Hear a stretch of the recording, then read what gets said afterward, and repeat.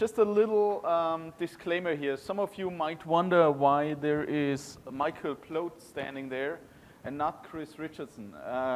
Chris had to cancel his talk because he had to call in sick, and Peter and Jay, the organizers of the conference, came up to me and asked me if I couldn't step in with him on the same / similar topic. And since I do quite a few talks on event sourcing and CQRS, I already had a slide deck, and I'm filling in Chris now. Please bear with me, the slide deck isn't 100% compliant with the slide masters that you usually see at the Spring One conference. That's the reason for that is the limited time, but I think the content is more important than any template. And yeah, let's kick off with the topic. And let's start off with a review of a classical, I would call it old school N-tier software architecture. What we see here is something everybody of you has learned in university. Everybody has seen that throughout her or his career many times, and there shouldn't be a lot of surprises to anybody in this room right there. So usually we have some client, we have some SOAP or REST endpoints, we have some business logic and some data access, and with these things come also different kinds of models. And the characteristics of this kind of architecture might seem, I would say, extremely obvious at a first glance. So the first characteristic is we read and write data through the same stack of architectural elements. So we read and write basically through the same layers, like we go through the business service down to the data access logic, the repositories, and whatnot. And the same is happening for the right part there. The second characteristic is we use the same data model for business logic processing, for reading data, and for writing data. Might seem very obvious and a no-brainer at a first look to the topic, but as we will see later, we might find out that there's scenarios where this might not be the best choice that you can have. The third characteristic is the deployment units. Usually I would say we at least deploy one var or EAR file to some Tomcat application server, or we have a Spring Boot application that contains the web part and some business logic and some persistence logic. And then we, of course, have the same, we run down on the same data store. And if we change data, we usually go ahead, especially well, what means usually, especially with relational storages, we change data sets directly. So if I update this row with ID 1 right there to another value, the data set gets updated directly. Of course, the database in its core or in its basic runtime holds something like a transaction log or something like that. But basically, from the viewpoint of an application, the old value is gone after the transaction has committed. Well, we could easily say, we've done that all the time throughout history of IT. We have been very successful and very productive with this kind of approach. Yes, that's true. And there are many applications that work really well with this approach. And not just applications, but also teams that are used to that approach and that can write decent and good software with this approach. Please don't get the impression that I'm going to tell you in this talk that everything we've done in the past is crap. That's not the case. We had very good reasons for doing things the way we've been doing them.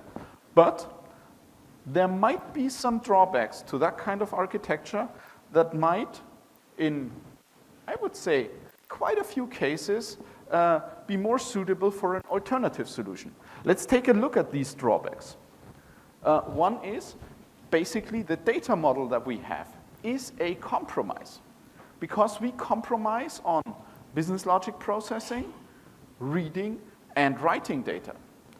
Let's take the reading stuff as an example. Many applications rely on database views.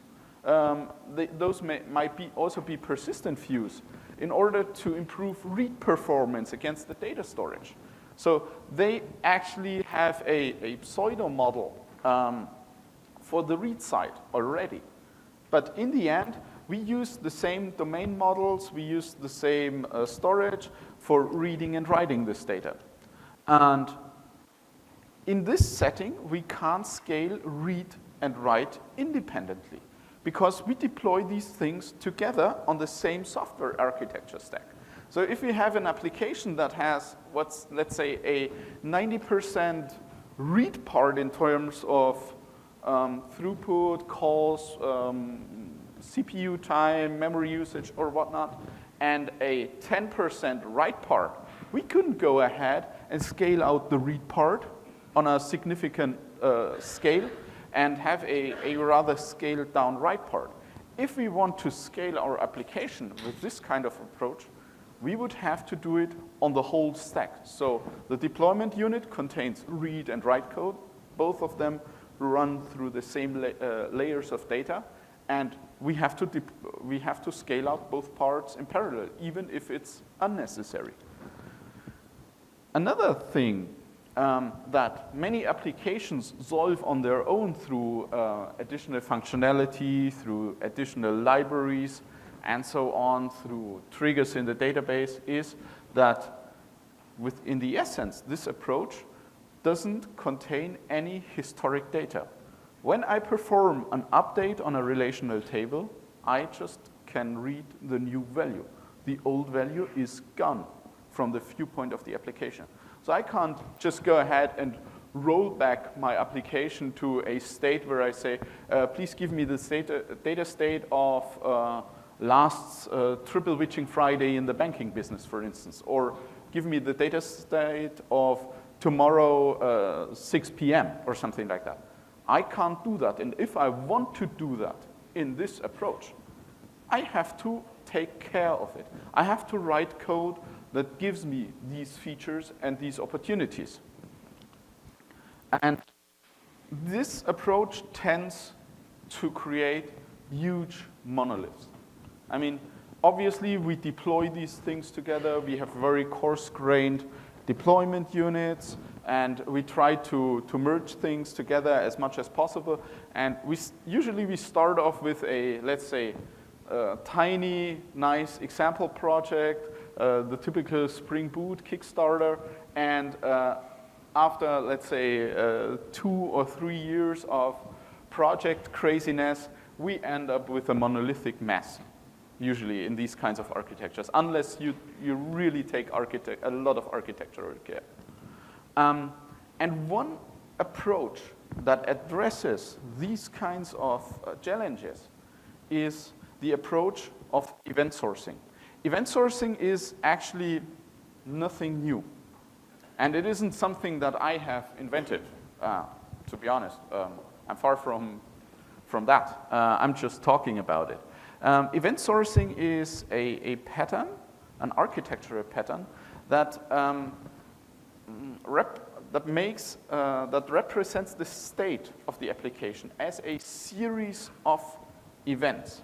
So we just don't have like one state stored in a relational storage. Usually we have the state being computed by certain events. And this might sound awkward in a first position or when you take a first look at this. A lot of questions are asked. How about performance? How can we query this event? We will all address these things. But let's take a little break and really think into many business domains, how they are structured from a really business domain perspective. For instance, a classic example is tracking of letters and packages being sent through some logistics provider. I mean, what's the life cycle of this package being sent? It has been ordered for a pickup at some location. it got picked up by the driver of the logistics company. It has been sent to some sort facility. It has been sorted, it has been dispatched to another location. It has been added to another sort facility. It has been put on another car, and it has been delivered to the customer. And of course, we could go ahead and model this in the classic architectural approach. But if you really think deep into the business domain and in the nature of this business domain, these are actually all events. These are things that happened in the past.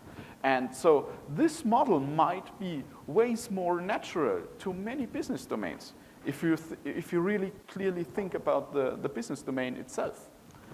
And the typical building blocks of a software architecture or an application that relies on event sourcing are, we have some applications or one application. Then we have an event queue, and we put events on this event queue. This event queue stores the events in a event storage, and then we have some event handler logic that is doing stuff with these events. It might validate some events. It might process these events further, and so on and so forth. And the sequence of events that is being passed through the event queue to the event storage is also called the event stream. So we have a constant stream of events from our application into these, I would say, event sourcing building blocks here. And what is, let's take an easy example. The example is an incident management system. We have an incident created event. So our application, the user clicks in the bug tracker, create new incident, or in some other incident management system, and says, hey, my mouse is broken. It doesn't work anymore. So we could model that as an incident created event. So there has an incident has been created. In the classical architecture, this would usually be an insert into incident with values, blah, blah, blah, blah, blah, and so on. After that, we change the text of the incident. So it is allowed to alter, for instance, the description of an incident, whereas it wouldn't be allowed to alter the reporting user, for instance. So we fire off an incident text change event and say, okay, it's especially the left button of the mouse that had been broken. And then we resolve the incident or close the incident by a solution that the mouse has been replaced to the user. And this is a typical, a very, very easy example of an event stream that is happening.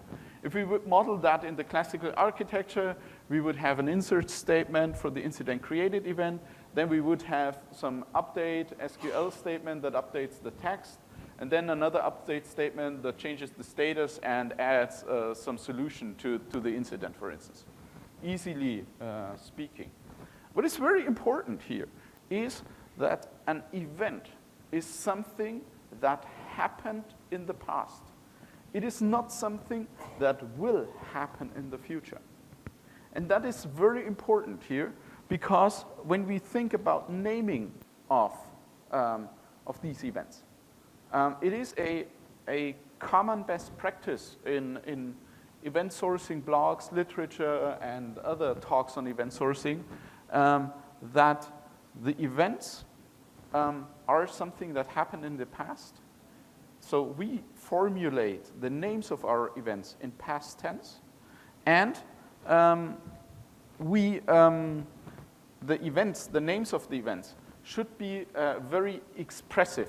And I am personally a huge fan of the domain-driven design book and the principles behind domain-driven design.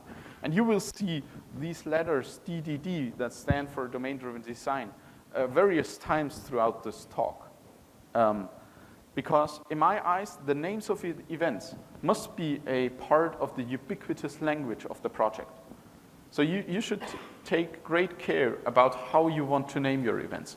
Some good examples is, for instance, a shipment delivered event. Another good name is customer verified event, or cart checked out event, if we talk about an online shop, for instance. So if we take a look at these events names, we instantly kind of know what has happened here. And you see we have delivered, verified, checked out, so past tense. Bad names for events would be, for instance, create customer event. Create customer is a command-style syntax. And the command usually processes the data and then issues the event. So after I would say the business logic has been processed, the customer has been created. Another bad example is will save item event. Why will you save the item? Haven't you saved the item? Is there something that's still happening until some item has been saved? And the worst case of all is the do stuff event. I mean, we can build a complete system with just this event. And I mean, nobody knows what's going to happen there. Is the event going to order beer for me, or is the event going to ship something to a customer or whatnot? So please take great care in how you name these events. Let's take a look at a very easy code example, how such an event could look like. We could have an event ID, which is usually modeled as a GUID or something like that. We must have an event date when the event has happened in order to recreate a sequence of events, obviously. And this date should be on a timestamp basis with the most precise timestamp that we have available in our programming language or in our system. And then we, for instance, add a customer number and some comment, I would say, business payload to the event. A very interesting question is how fine-grained we should model our events. Because in usual systems with a usual complexity, we find ourselves having a lot and many entities. So let's say 400, 500 entities. Would we really want to go ahead and have events that are grained on an entity level, what has happened to an entity in a business domain? I wouldn't do that, because usually when you take a closer look, these events do have some, I would say, some CRUD type of character to them. Most of the time, and that is also, again, a domain-driven design pattern, events are usually happening on the basis of aggregates.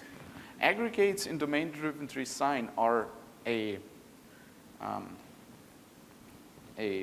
collection of, I would say, entities that are bounded to a specific business context. And you usually have one root, or you must have one root entity. And this root entity is responsible for the life cycle of the whole object graph under it. For instance, a credit application, I apply for a mortgage loan. For instance, I want to buy a house. So I have the mortgage loan application as the root entity. And behind that, I have, for instance, some income information, how much money I earn, from which sources I get my money, how much money I spent on, for instance, other credits, or how many credit cards do I have, and do I still have to pay off rent or another house, and so on.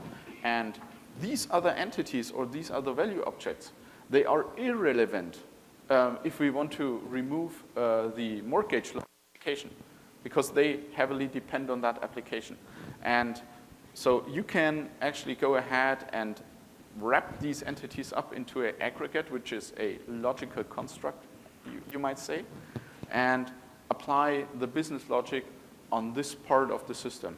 And what this usually gives us is, I would say, rich and very expressive event model system that we have.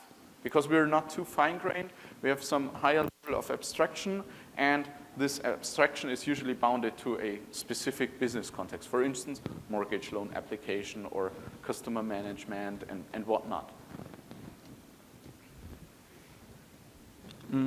It is very important that you always treat these events immutable. So after you have fired off an event, you do not change the event. Never. The only thing where I would say, okay, you might change something is if you add, I would say, some infrastructure processing data. So when has the event been processed by the event queue or something like that. But you never change any business data. And basically, I would go ahead with the rule, you never change data. And this also applies to the deletion of events. We never delete an event from the event store. Never. A delete operation is just another event here. So we create the incident, we change the incident with the text, and after that, we remove the incident, or we mark the incident as removed. However, there may be one exception where you will be forced to deleting data, and that is when regulatory requirements step in. I'm based out of Germany, and Germany has very, very strict data protection rules. So, for instance, if Facebook would be based in Germany, Facebook would be illegal, and they basically go to jail, according to German laws. What they do with the data, and that applies to Twitter and whatnot. And so there might be the case where you really have to delete customer data out of these events. I've been working on an event source system, and we discussed that requirement very heavily. And we basically discussed two options. Do we delete the events for the customer data? Or do we just anonymize the customer data? We decided for the anonymization of the customer data. So we had the events where we just blanked out first name, last name, addresses, and so on, so that after a certain time, you couldn't see this data anymore, and we were compliant with the law. But law or regulatory compliance is the only reason where you might consider playing around with the events in the event store after they've been stored there. Usually, this event bus or the event queue is implemented by a message broker architecture. And most of the time, what I see in many projects, I'm working as a consultant for software architectures and stuff like that. And what I see in a lot of projects is that they start off with an existing system. I mean, who starts off greenfield projects? These happen, but they are a rarity in our industry. Usually we have to deal with some kind of legacy code and something. So, for instance, we've been playing around with service-oriented architectures for ages. We bought a high-priced enterprise service bus, so our manager might come ahead and say, hey, that's awesome. Let's reuse the enterprise service bus from the failed SOA project for that. It has a ton of features. No, don't do that. Really don't do that. And hell no, don't do that. Because what I would actually prefer are dump pipes and smart endpoints as a suitable event sourcing architecture. So just use lightweight message brokers. There's great things, ActiveMQ, RabbitMQ, and so on. These are lightweight message brokers, and they are built for scale. They are built for easy integration and easy operation. Don't use these monstrous enterprise service buses that lock you into infrastructure, that lock you into, let's say, some enterprise tooling which has the label, it isn't meant to be fun, it has to hurt in order to work. Don't do that. I'm not dissing specific companies here, but I think you got me. And the advantage when we follow this principle of event sourcing is that we instantly have the ability to rebuild certain states of the application. We get that for free. Obviously, there is no currently event sourcing tool suite and something like that. So event sourcing, the same goes out to microservices and so on. is no free lunch. You have to do a little bit more and a little bit more of thinking and a little bit more of ramping up a working infrastructure than just going ahead and deploy a Tomcat server and put your WAR files in there. You have to do a little more. But after you've done that, you get the ability to rebuild a certain set of data to a certain specific time instantly. Think about bigger projects in enterprises. How often haven't you been in meetings that discussed which data set do we need for the business test now? On which environment is that data? How can we load it over there? If we have event source systems, we just go ahead and say, okay, we want the end of the first quarter data. So we just do a rebuild of the data of all the events, and we're there. We have it. You can also go ahead and have temporal queries. That means I can query where, or for instance, how the customer aggregate has looked like on February the 15th in 2014 at 12 o'clock, if I want to do that. That is very interesting for meeting audit requirements. That's something that your data audit loves when you say, okay, no problem, we have the event store. We can tell you exactly what has happened when with this piece of data. And you can have an event replay, which is very interesting for various reasons. And the most interesting thing is actually debugging or finding really nasty business logic bugs, because you can go ahead and rebuild your data set to a specific time before some reported bug by a user has happened. And after that, you can replay event by event and see where the bug has happened. And then you can go ahead and step into a specific piece of code. In the classical architecture, we would be stuck with a relational storage, which is at a data set that is after the bug has happened, for instance. And we now have a hard time to replay the game and the business logic in our minds. With an event-sourced architecture, we go ahead and replay the data set until the bug has happened, and then replay event by event. That is very convenient. Well-known examples for event-sourced architectures are, for instance, version control systems. So if you take a look at Subversion or Git and so on, you instantly see this event character, because you can have a replay on commit by commit basis to a Git repository or Subversion or any other version control system that you use. And in the relational world, we also have this characteristic in database transaction logs. If you look at how a relational database works in its internals, you will see that the transaction log consists of a series of events in most relational storage. So what is very obvious is that the event store has a very high business value, not just because of the features that I just mentioned,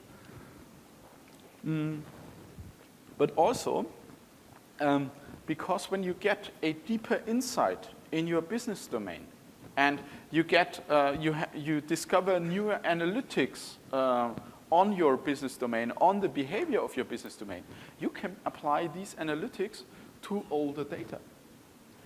Imagine you guys having an online store, and you play around with some AdWords campaigns. You do advertising on Instagram now, and on Twitter, and on Facebook, and on Google, and whatnot. And you get an insight on the analytics on how users behave based on these ads. With a classical architecture, you can just apply these analytics to the current state of the application. Now, if you get new insights on how these analytics might work, you can apply them to the past as well and verify your assumptions. So this is a very, very high value. But, of course, we might ask, if we just stick to this model that I have just displayed right now, don't we run into performance problems? If we, for instance, do temporary queries against the event store? Yes, of course. I mean, the performance of a system that I have displayed until now will be horrible, because we have to, for every query, so far, replay every event in order to get the current state of the application, which is, I mean, without a doubt, a very bad idea. But the idea goes a little bit further, because what we can do is we can derive a application state, for instance, the current state of the application, from the event storage through some event handler logic. But we can also work with two application states. For instance, we can work with an application state of the previous day, of the previous week, and of today. And we could query both application states, because we can easily derive these application states based on the event storage. And a way to deal with these things, to create this, I would say, pre-processed application state, is the CQRS pattern. CQRS stands for Command Query Responsibility Separation. What does this mean? Here, we're now talking about taking a closer look at the read and the write characteristics of our application. Some of you might have wondered why I stressed out this read and write behavior of the classical architectural approach to applications in the beginning, in the intro of my talk. The reason is exactly this, because commands in the context of the CQRS pattern are write operations. Yes? I'll come to that later. The question was if the event store can be an RDBMS. I'll address these things later on. I'll just work on completing the overall picture. And then later on, I will go ahead and also discuss some challenges that arise from these kinds of applications. And one of these things is obviously going to be a discussion what technologies are sufficient or good choices or transactions and stuff like that. I'll come to that, I would say, within 20 to 30 minutes or something like that. Commands are write operations. And queries are obviously read operations. So there's no big surprise to that. And responsibility separations is that we go ahead and separate our read and our write operations. If we now go ahead and revive our classical old school architecture and apply CQRS to it, the first step is rather easy. We take an AX and split the application in half in a first step. So we split up the query part and the write part of our application. And that is also if you have an existing application and if you have a certain business domain that might be suitable for this approach. This would also be your first refactoring step towards, I would say, event sourcing and CQRS. You just separate the logics that read stuff and that write stuff, and you obviously will have to rewrite some code for queries on the write part, for instance, for business validation, cross-field validations, and stuff like that. So the basic idea is really simple. If we take a look at an easy code example written in Java, we have a typical, let's say, service interface with a save incident, a update incident method, a retrieve by severity method, and a retrieve by ID method. The first step towards a CQRSification of this interface is splitting it up into a query service and command service, which then have the read operations and the write operations. And the issue, let me go back to this slide here. The issue that we still have is both of these, in this current state that I just displayed, is we are running against the same data storage, basically. So and the idea behind this slide is also we are working with the same model right there. So, so far, in this current state, we don't get a lot of advantages. And I would say this current state of the architecture, of the refactoring process is, I would say, quite insufficient. Because we just add complexity without gaining substantial advantages. So we shouldn't end there. Because what I would say, really good combination of CQRS and event sourcing looks like is a system that looks like this. What we do here is we go ahead and let's start with the command part on the right side from your viewing direction. This command part is going to issue events. And here comes the event sourcing idea into play. We issue events to an event store from the command part, from some data access logic, or you can also fire off commands directly to the event store, or fire off commands that fire off events to the direct store, to the event store. And on the event store, on this queue, we also have an event handler listening to it. And what this event handler then does is it is able to create and to derive the application state into a separated read storage. And the read storage can be, for instance, a relational database. But usually, in most applications, you wouldn't have a relational storage for the read store. You would, for instance, work with some in-memory data grids, for instance, like Terracotta or Hazelcast or something. Or if you have a very graph-oriented business domain, you might, for instance, choose Neo4j as your read storage because it fits the nature of your queries very well. And the read part in this architecture always queries the read storage. So we never query the event store from the read part here.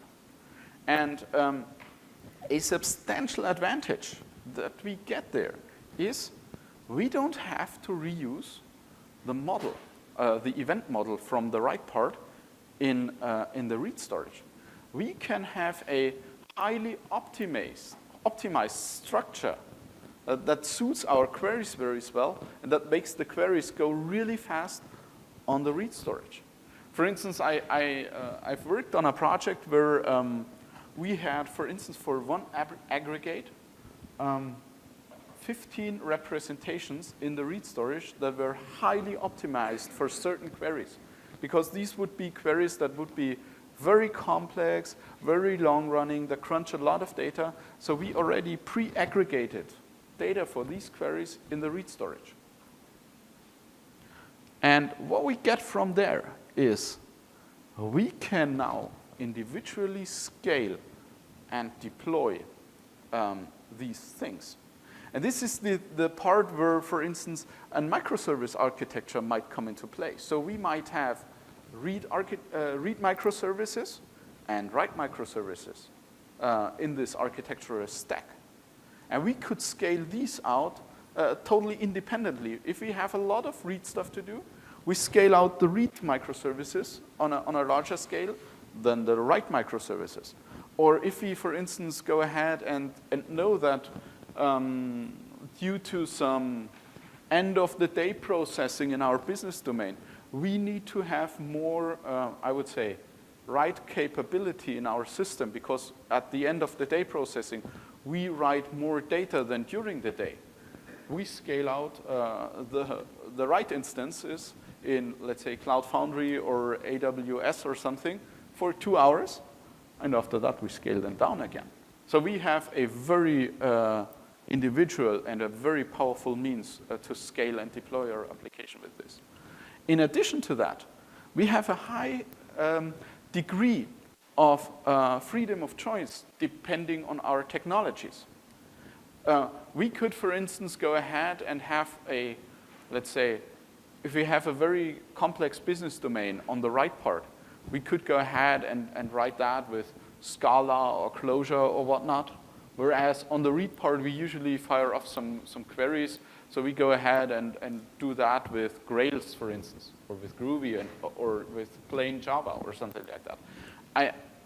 But don't get me wrong, I don't encourage I always call it technology zoo in organizations.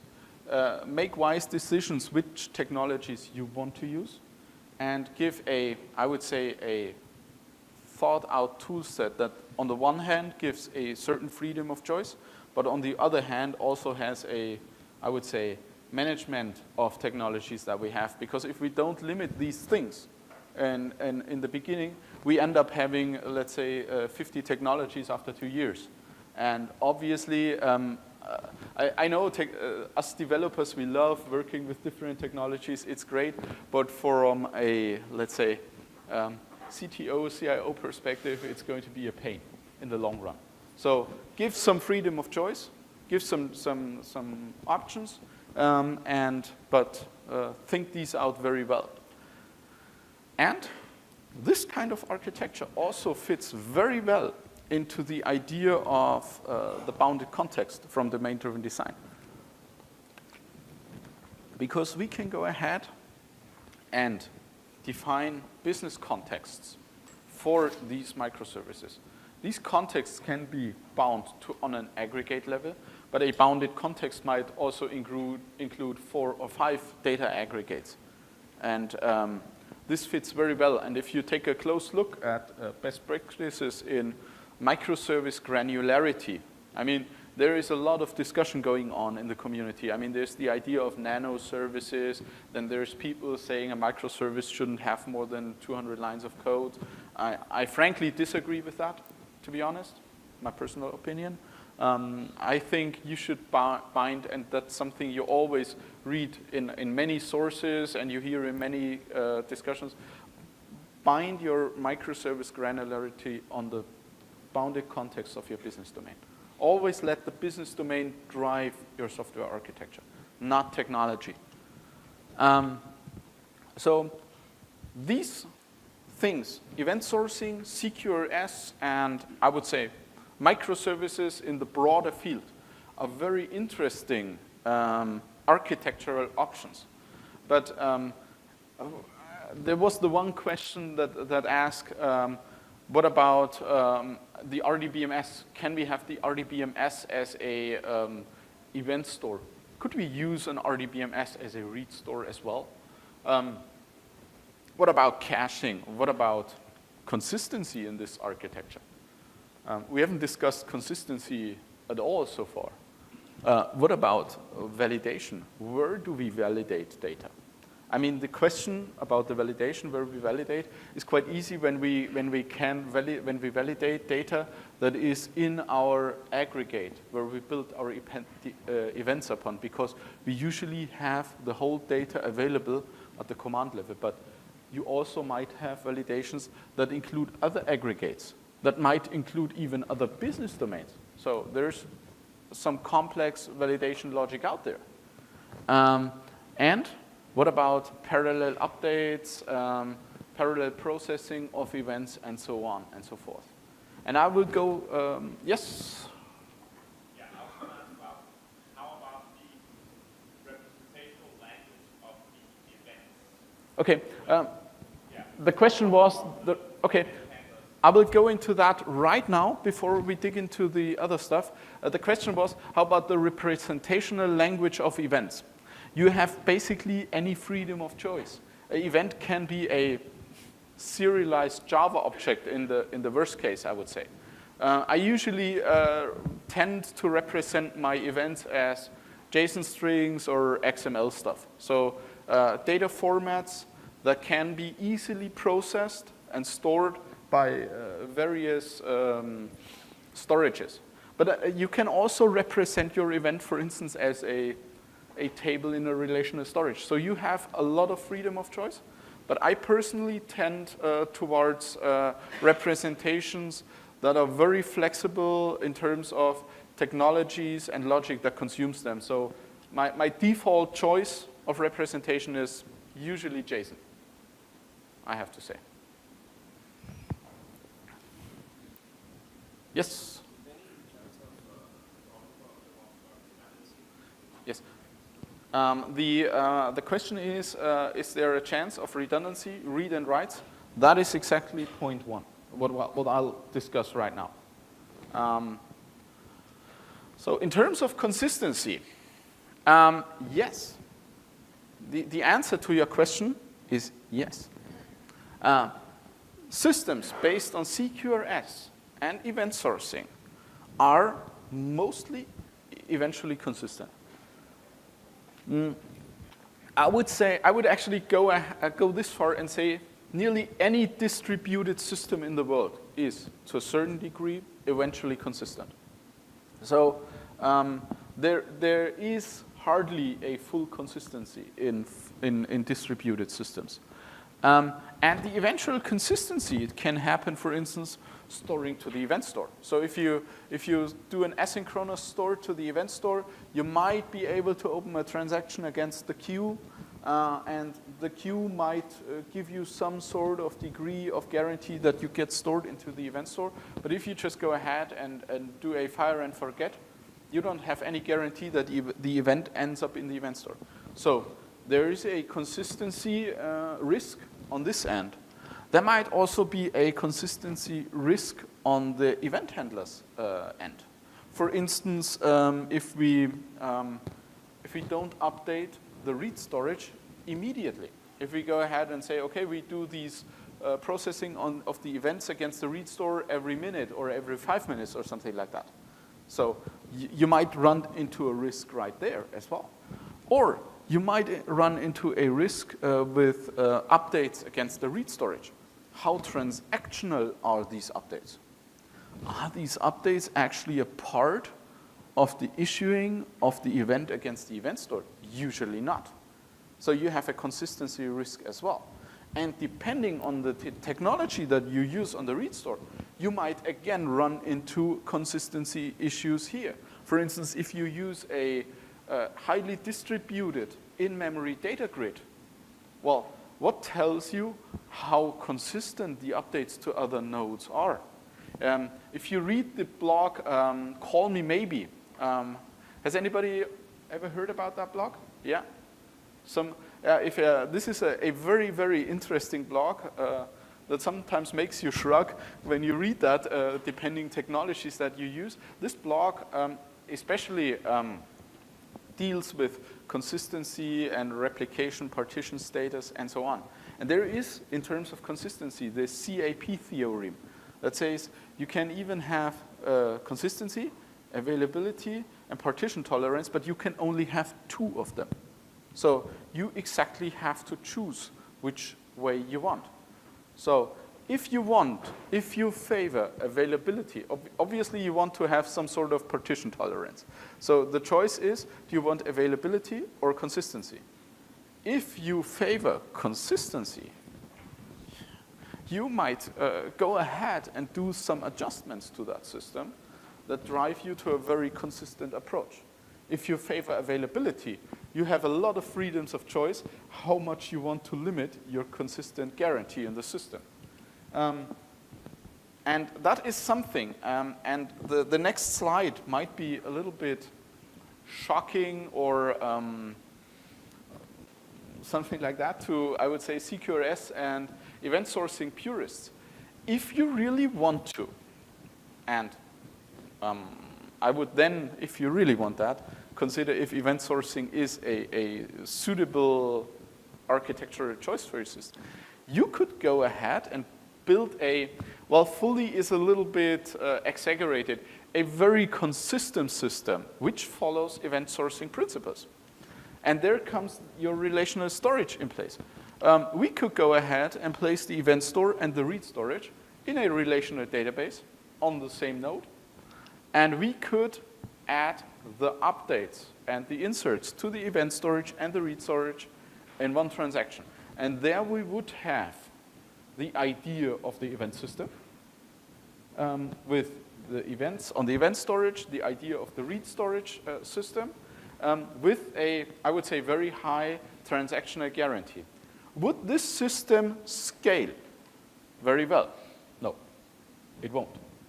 And that's the point that I want to stress. This approach here with the like very good. I should actually call that slice very good consistency.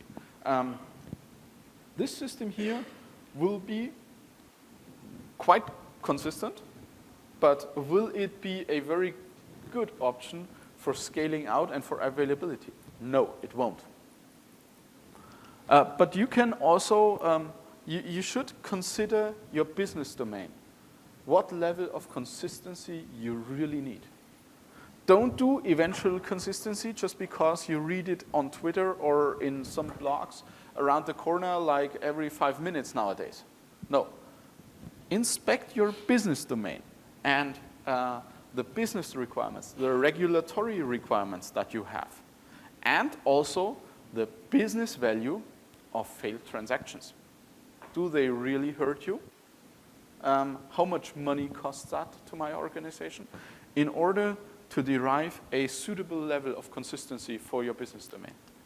And what can be done, for instance, is that you go ahead and do the insert into the event store, extremely transactional. So that you add a lot of, that you add a transaction to this insert, then you know, okay, this part is, I would say, quite consistent here. But on the read storage, okay, we do this update asynchronously, and we can live with data that is, let's say, deprecated for 5 to 10 to 20 minutes. It depends on the data that you have. For instance, a classic example to this is the country list. I mean, I would say it is a very rare occasion that a country changes its name, that a new country arises, or that a country disappears. So if we update, for instance, these kinds of data, like every 6 hours, which is an eternity in terms of application server and application lifecycle, we're totally fine off. But can we live with updates on the read storage with a, let's say, 5-minute guarantee on a stock trading system? Probably not. That might be quite difficult, actually. So what I want to say is there is no standard solution to that topic. You really have to inspect your business domain, and you really should be aware of the options that you have. Going back to technology choices, yes, you can use the relational storage. Is it a perfect choice for storing events? I don't think so. Is it a good way for the read storage? Maybe. But there might be other options like a graph database or a in-memory data grid with distributed maps that the queries are basically key lookups to maps, for instance. Might be a choice. You have to inspect your business domain and let your business domain drive these decisions, not the fanciness of some technology. So far, we have now discussed the point of consistency. Let's talk about validation. Validation is a very interesting thing. It might seem, I would say, quite obvious at a first glance, because validation tends to be easy. Okay, I have my not null fields, and then one field should be a credit card number or a completely filled out address, and there is min and max validations. I mean, these are the easy validations. You can easily deal with them in the business logic, or even when entering into a REST call or something like that. Those are the easy things. The more interesting things are uniqueness validations. For instance, let's take a look at this example domain here. So we have a user which has an email and a password, and we split this up into 2 commands: a register user command, or register user command, change email command, and after these commands have been processed, they fire off user registered event and email changed event. And here you see a very nice example for the naming of these things. The commands are present tense. Register the user, change the email. After the command has been processed, the user has been registered and the email has been changed. So we can register a user and we can change the email. And now we have the requirement that we need to process more than 2 million user registrations per day, and a user can change her email address. However, the email address must be unique. Now, if we think again in our, I would say, event-sourced system, which I would say validation risks do we have? So upon registering the user, we need to do a query against the read storage on, for instance, a list of distinct email addresses. We have one data bucket, register email addresses. Is the email that the user is coming along with already registered? If yes, the user has to choose another email address or has to reactivate her account, for instance. If no, everything is fine, we insert. And the same validation takes place when we want to change the email address. Is the new email address unique in the system? So the risk that we might run into with this transaction is that the update to the read storage hasn't occurred yet. For instance, another user has used, for instance, my email address, michael.plot@inoq.com, in order to register illegally, and the read storage says, no, this email address doesn't exist yet. So we can create, or we can store this event, user-created event, in the event storage. And now we have an inconsistency in our event storage, because there's, at the current time in the event store, 2 users with the same email address. And if we talk about, I would say, this scenario with business people, we often, and I would say often means 95%, get the answer, oh, this must not happen under any circumstances, and please take huge technical measures in order to prevent this from happening. But I always, of course, we can do big technical steps in order to prevent these things from happening by increasing the consistency level in the overall architecture, but also sacrificing availability. And if we go ahead with the availability argument to the business things, to the business managers and to our manager, we often get the answer, oh yeah, you have to take care of availability as well. But let's take a step back. How high is the probability that this validation will fail? Does this happen very often? I would say in this use case, yeah, it might happen sometime, but is it the regular case that this is happening? I doubt that. I don't think it's going to happen very often. Let's say we have a 0.05% that this happens. Then you should take into account which data do I need in order to do this validation, and where and how is this data being stored. Maybe we can mitigate the probability by quicker updates to the read storage if we have a, I would say, high business criticality on these things. But the end of the story is basically, what is the true business impact of a failure in this validation process? Does this cost us a lot of money?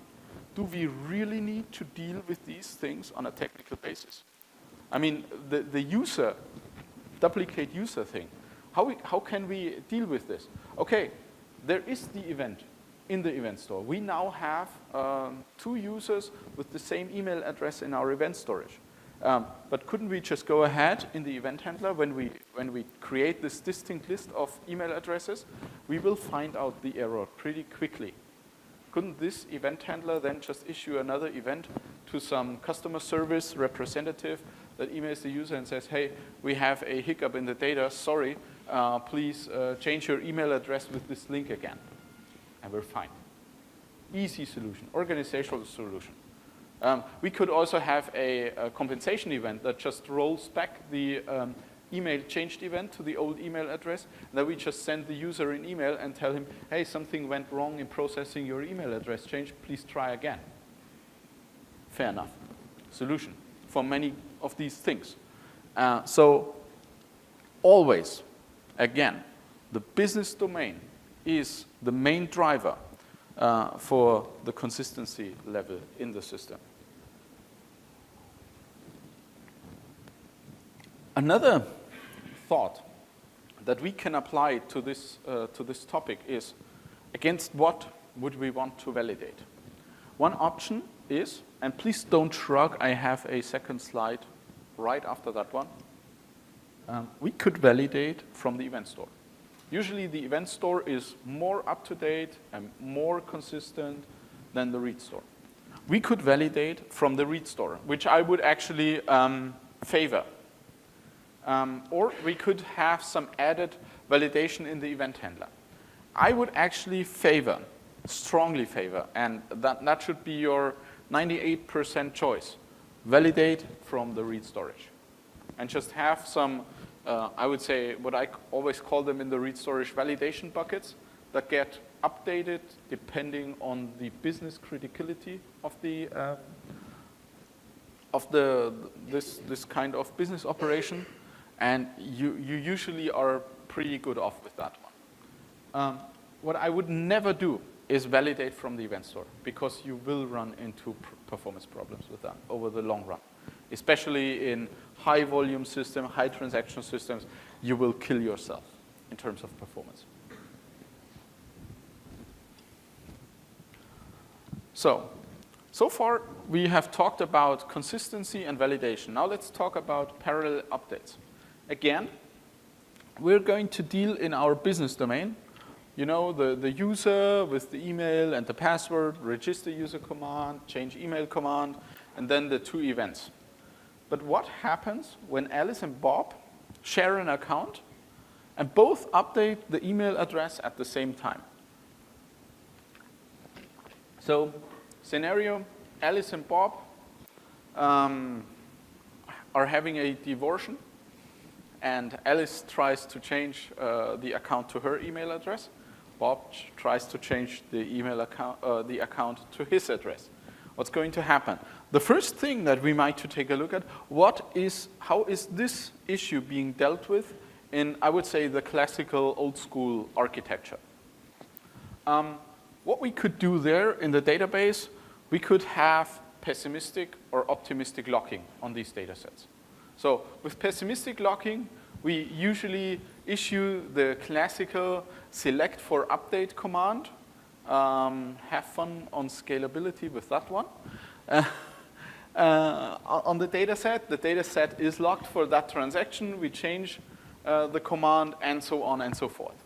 Or we can use a version incrementation or timestamp mechanism with optimistic locking so that we increase the version with every update. And when something goes wrong, we get a, let's say, in typical Hibernate terms, optimistic locking exception or something like that. Again, the locking quality should be driven from our business domain, what we really need. And a pessimistic locking on a data level will obviously very hardly work on an event sourcing architecture. What do we pessimistically want to lock? The event queue? The read storage? It won't work. So that won't work. And let me be very clear, in my eyes, and I think that is also the strong opinion of the overall community that we're living in, is pessimistic locking is a bad practice. You usually don't do pessimistic locks, even in the classical systems. Obviously, sometimes on update operations, you have some optimistic locks, but if you take a look at patterns like transactional right behind or stuff like that, where you try to put the DML, data manipulation language statements, as far as possible to the end of the transaction, we try to minimize pessimistic lock contention in our databases. If we want to pessimistically lock something in an event-sourced architecture with CQRS, we could actually go ahead and issue a user-locked event to the event store. which gets replicated very fast to the read store, to a bucket, is the user locked? Can the user be worked with? And we can do that, for instance. But as a business rule, for instance, if I implement a mortgage loan system, and there is the credit decision, and the directors of the bank approve or disapprove your credit application, the director might go ahead and do a business log and take this application into a in-work status.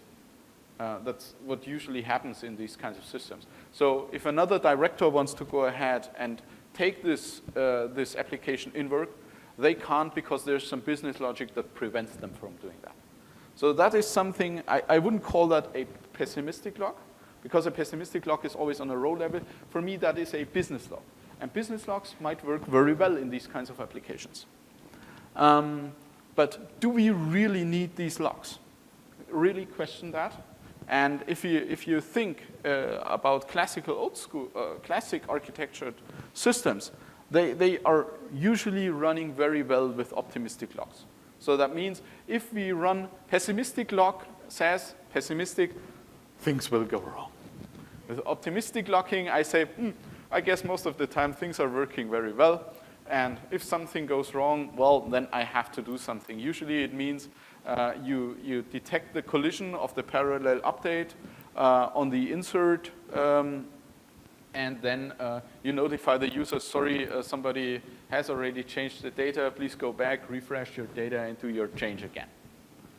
So again, some sort of organizational or operational fix to the issue. So if we want to introduce a optimistic logging approach, we can go ahead and add a version field to our user, and also have the version obviously in the events. In the email changed event. Why not in the user created event? Because this always includes version equals 0. A freshly created user has the version 0 or 1, whichever you prefer. And each writing event then increases the version. So we register, we have version 0 over there. We change the email address, which means we check the version. And this email address changed event should have, for a successful processing, the version that is compliant with the current state of the application. So that means 0, yeah, that's a success, that works. So we have the current version of the user in our hands. Now, the user is basically in version 1. We issue another event, which encompasses version 1. That's a success, that works. And now, suddenly, we come along again with the email changed event, but on the user in version 1. That means that is the parallel update from Alice and Bob that we see there. And this obviously will be detected when we update our read store, because again here we are not fully consistent. We don't validate against our event store, we validate against the read store, and then we just raise another event, email change failed event. And this event might trigger an email being sent to the user, hey, sorry, we detected that something went wrong with your email change. And we're fine. So again, to sum this up, as always, you should be as consistent as your domain requires. And what I think is very nice about these kinds of systems is that they force you in order to think very carefully about your business domain. I've mentioned that quite a few times. It's the business domain that is driving these decisions, not fancy technology or something like that. And you get to think very thoroughly about these business domains when you deal with these kinds of questions. And I found myself, I established some sort of best practice for myself here, because when I started working with these kinds of patterns, I immediately always go back, and when I see a a problem or a challenge, a requirement that arises that needs to be addressed, I usually go ahead and dig into the business domain and derive this decision, the level of consistency, the level of validation quality, the level of locking quality that I need from the real business requirements. And always talk to the business people, what is the cost of things going wrong? If the cost is substantial, we need to do something, of course. We need to address some things. If the cost is not really substantial, if the cost is an automated email being sent to the user and say, hey, try changing your email again, something went wrong, we can live with that, that's fine. Okay, I'm done with the talks so far. I think we have quite some time for questions. Yeah, there's a question here. Wait a minute, I need to come closer to you because I don't hear you. And I'll repeat the question for the audience. So. I'm just wondering why you specifically decided to do the validation check on the event part. Okay. Because usually if you want to have early access, it makes sense to have the command and then fire Yeah. the event. Yeah, because okay. we've not really changed the email already. Yeah. The question was, why did I do the validation on the event part? I think maybe my slide wasn't very clear about that. I would do the validation in the command against the query storage. But you detect the collision.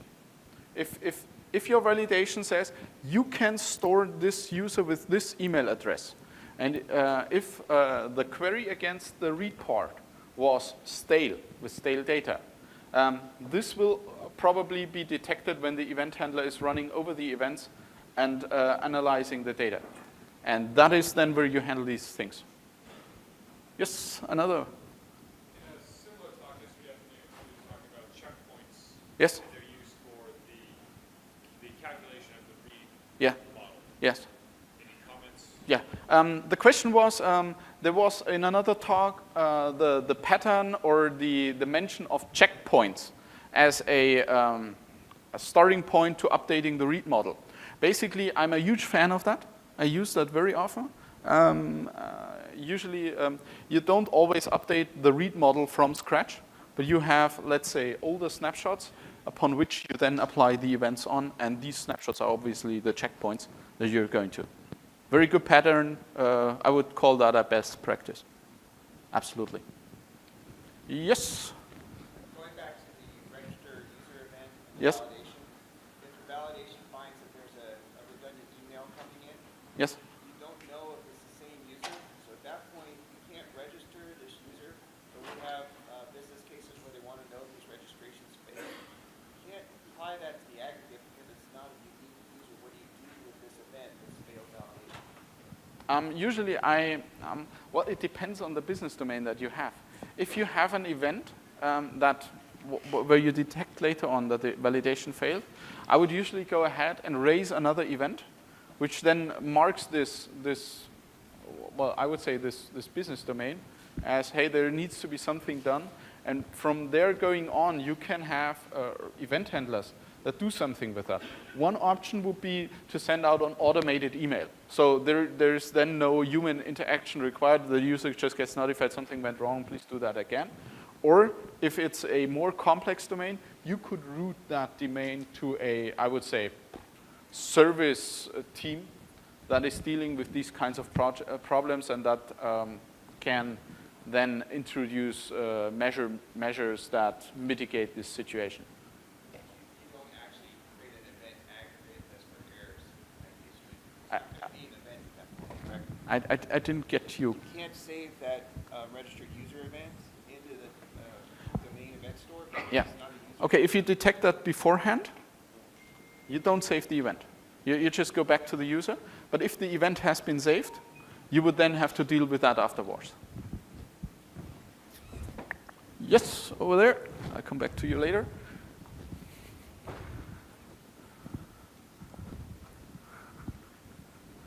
Okay. So this has been a very timely discussion. My friend Scott and I have been talking about transactional integrity versus asynchronous. Yes. So considering the unique keys problem, Yeah.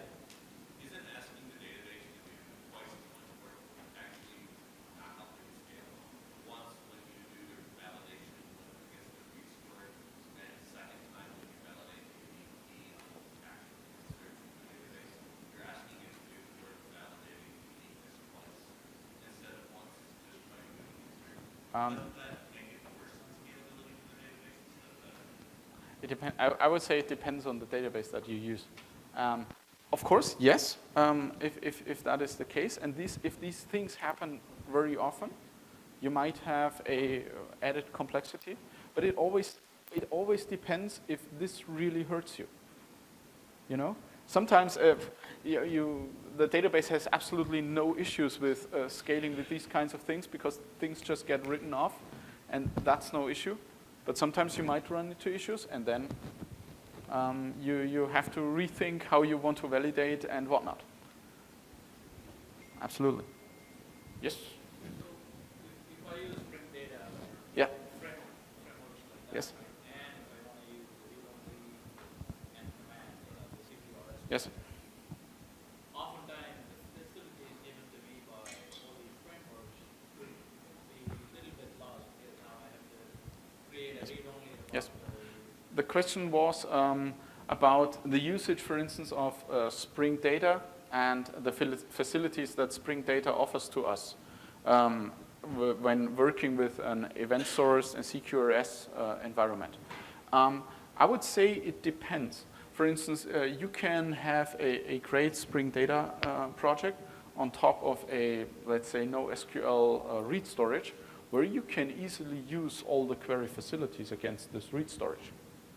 But you just write stuff differently over there. But of course, yes, this goes away from, I would say, the typical Spring Data approach that is pretty much CRUD-centric on a piece of data. So you would basically split things up. You would fire off events, and you would just query through Spring Data, for instance. Okay, another? Yes. Yeah. Yes. Okay.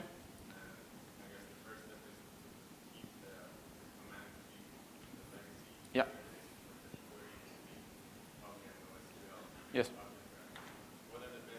Okay. Okay. The question was if you have a legacy system, and what are the best practices and a recommended way in order to migrate from this classical approach towards a, I would say, the CQRS event sourcing approach. First disclaimer here. CQRS and event sourcing are no, I would say, catch-all patterns. You can easily go ahead and just pick out one business domain where this is essential and very suitable, and still work with the rest of the domain in the classic approach. Note one. So you can have a step-by-step approach. So you would usually go ahead and you have a very business uncritical thing which actually fits very well in there. So you can collect your experiences. You can create a proof of concept on top of that. What I would go ahead is, in these things, I would split up the read-write part.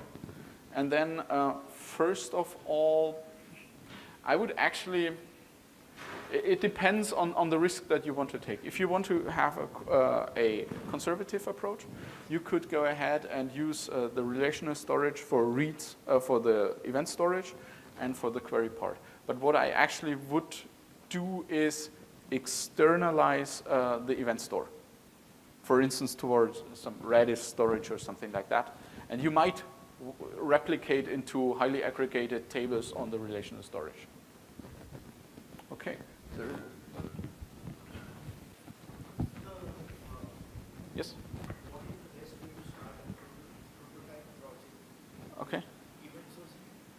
Okay. With event sourcing and CQRS, looking for sample code that I can just upload and start modifying. Okay. The question was, what is the best starting point for event sourcing and CQRS with starting code that you could easily clone? To be honest, I can't name you a reference. I think there are some open source projects that address this, especially some CQRS frameworks. One is, yeah, exactly. And that could be a good starting point. Axon. AXON, exactly. So that would be a good starting point there. I think Martin Fowler wrote a very interesting blog on that with tons of code examples. But I think his examples are written in Scala as far as I know. A very interesting tooling is also the akka persistence thing in Scala. I hope I don't get beaten up at a Grails Groovy conference for mentioning akka persistence on Scala.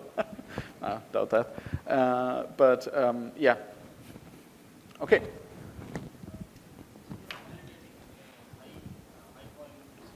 Yes? Okay, the question is when I'm validating in a high volume system, if the validation on the command end, if that wouldn't be a bottleneck. No, because we have a very, or I would say not in most of the cases, because I have a very I can create a very high performance read storage, which reduces my read costs significantly. And that should usually have a pretty good performance.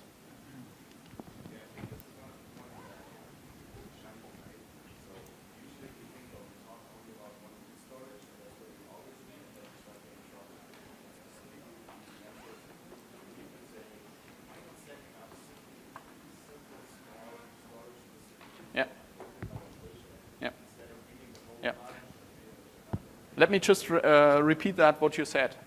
He just said, just go ahead and set up very simple and highly available, highly performant data buckets for these validation queries.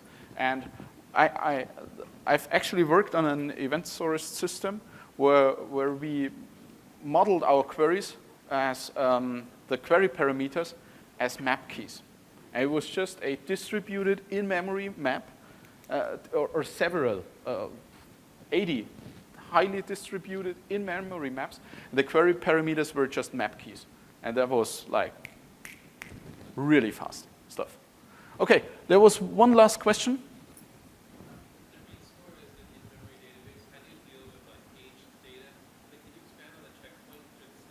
Okay, if the read storage is a highly distributed in-memory data store, how do I? Okay. Okay. First question is, if I have aged data, well, I can have easily read storage and read buckets, let's say from last week, last year, and so on, if I need that for my business domain. You can be very creative and very flexible in terms of the read buckets that you have. And these buckets can also then be, and he also asked if I could elaborate a little more on the concept of these snapshots and checkpoints. You can easily, for instance, go ahead and save a, let's say, read storage snapshot of 12 o'clock, 1 o'clock, 2 o'clock, and so on. And you can then go ahead and apply the new events on top of this read storage, for instance. That's the pattern. Yeah. Okay, just two last remarks. You can follow me on Twitter, @bitboss is my Twitter handle. And I will upload the slides of this talk to slideshare.net/MPLOED. And as soon as I've done that, I'll publish that on Twitter also through the S2GX hash map. And I want to thank you very, very much for the great discussions after the talk, for all of you coming to the talk and showing interest into that topic. I'll be around today at the conference, so if you have some further questions or anything else, just say hi. And yeah, thank you very much.